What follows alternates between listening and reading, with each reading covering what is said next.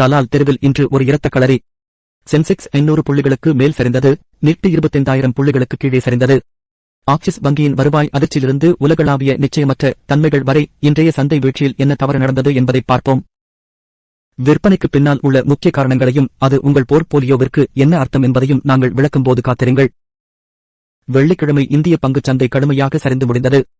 Sensex 501 புள்ளிகள் சரிந்து 81,757 நிறைவடைந்தது. அதே நேரத்தில் நிப்டி 50 143 புள்ளிகள் சரிந்து 24,968 இல் முடிந்தது.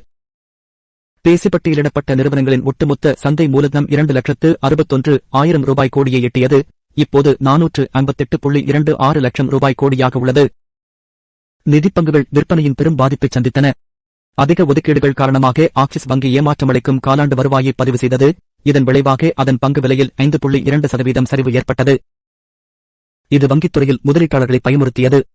HDFC வங்கி, கோடக் மஹிந்திரா வங்கி மற்றும் SBI போன்ற முக்கிய பெயர்களும் கடுமையாக சரிந்தன. இது முழுத்துறையையும் பின்னுக்குத் தள்ளியது. உண்மையில் இந்த 4 வங்கிகள் மட்டுமே சென்செக்ஸின் கிட்டத்தட்ட 391 புள்ளிகள் சரிவுக்கு காரணமாக இருந்தன. உலகளாவிய குறிப்புகளும் உதவவில்லை. அமெரிக்க பெடரல் அதிகாரிகளின் முரண்பட்ட அறிக்கைகள் முதலீட்டாளர்களை குழப்பத்தில் ஆழ்த்தியுள்ளன.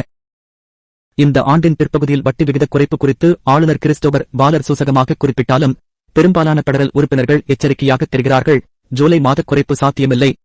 செப்டம்பரா? சந்தைகள் அதற்கு 62% வாய்ப்பை மட்டுமே தருகின்றன.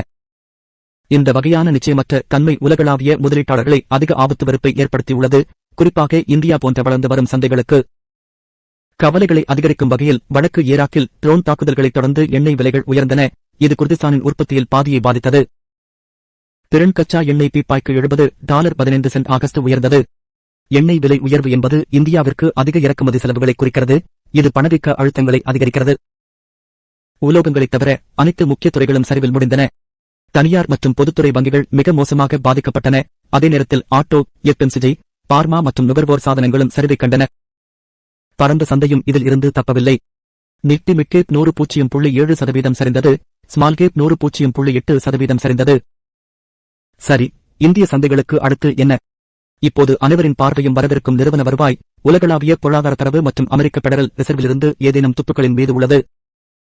நிலையற்ற தன்மை தொடருமா? கருத்துக்களில் உங்கள் கருத்துக்களை எங்களுக்கு தெரியப்படுத்துங்கள். மேலும் தினசரி சந்தை புதுப்பிப்புகளுக்கு லைக் செய்யவும், பகிரவும், குழு சேரவும் மறக்காதீர்கள்.